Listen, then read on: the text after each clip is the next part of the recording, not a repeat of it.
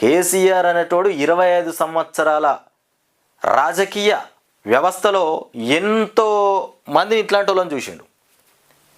పోయేటోళ్ళను వచ్చేటోళ్ళను చాలామందిని చూసిండు.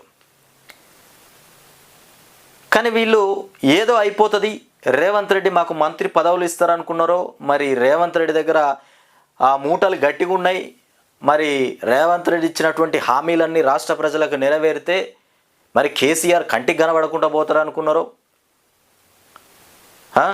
రేవంత్ రెడ్డి హామీలను చూసి ఎమ్మెల్యేలే మోసపోయారు. ఇక్కడ ఈ 5 ఎమ్మెల్యేలు మోసపోయారు. రాష్ట్ర ప్రజలు మోసపోవడం పెద్ద లెక్కేమున్నది? ఇక్కడ అదే జరిగింది.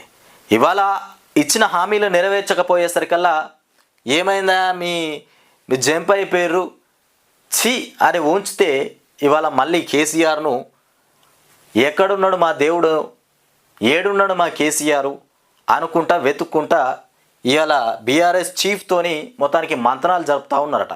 మళ్ళీ మేము వస్తామని. సరే, మీరు వస్తా అంటే కేసీఆర్ వద్దనేటువంటి వ్యక్తి కాదు. ఎందుకంటే కేసీఆర్ అనేటోడు అన్నీ తెలిసినటువంటి వ్యక్తి. మీరు బొక్కాశకు కుక్కకు బొక్కాశ అన్నట్టుగా మీరు వెళ్ళిపోయినా కానీ